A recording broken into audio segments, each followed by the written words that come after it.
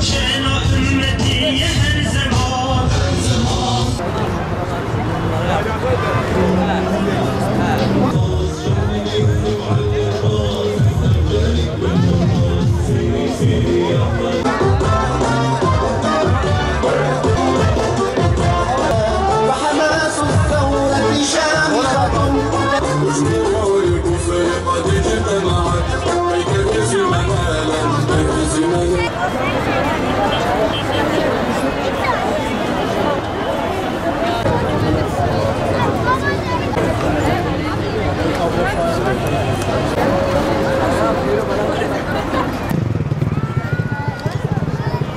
Yetkililer Vakfı olarak Aksa tufanı başladığı gibi valilikten kampanya izni aldık.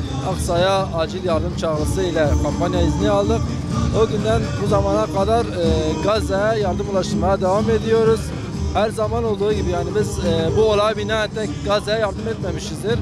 Bizim vakıf kurulduğundan beri, vakfı kurduğumuzdan beri Yetimler Vakfı olarak Gazze'deki yetimlere ve bu tür olaylarda İsrail'in saldırılarına karşılık biz de burada Gazze'ye destek verip Gazze'deki ihtiyaç sahibi kardeşlerimize yardımlarımızı ulaştırıyoruz.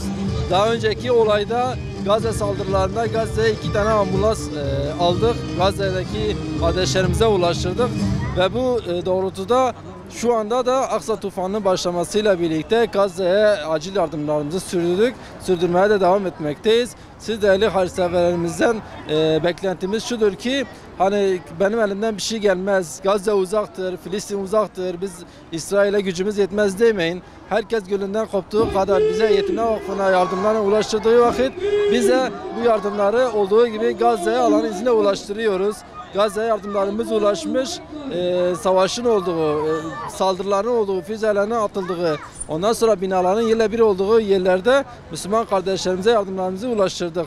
Bu yardımlarımız siz değerli hayırseverlerin yardımlarıyla oldu. Hani her ülkemiz çok geniş, yani büyük Müslüman bir ülkedir ve sayımız çok da kalabalıktır.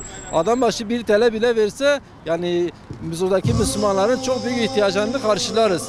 Yeter ki biz elimizi cebimize atalım, infak edelim, buradaki Müslüman kardeşlerimize yardımcı olalım. Yardımcı olduğumuz durumlarda yetişebiliriz. Yoksa biz hani elimizden bir şey gelmez deyip geri çekilirsek, İsrail mallarını tüketmeye başlarsak eğer, İsrail daha da güçlenmekle birlikte Müslüman kardeşlerimizi katletmeye devam eder. Siz değerli hayırseverlerimizden bizlere desteklerinizi sunmanızı, bizi yalnız bırakmamanızı tavsiye ederiz. Müslüman kardeşlerimiz bizlere yardımcı oluyor. Özellikle Ceylan Karabil önünde, AVM önünde 3 adet kumbaramız vardır. Özellikle de akşam saatlerinde kuruyoruz. Bazı vakitlerde de Ulu Cami'de, ofis yerinde de kurmaya çalışıyoruz. Ve Türkiye'nin bazı şehirlerinde standlarımızı kurmuşuz. Müslüman kardeşlerimiz isteyenler bizim gerek banka yoluyla, gerek kumbara bağış yoluyla, gerek makbuzla Yetimler Vakfı'na bağışta bulunabilirler. Yetimler Vakfı'nın internet adresinden de bakıp Yetimler Vakfı'nın yardımları ulaştırdığını da kendi gözleriyle görüp şahit olabilirler inşallah.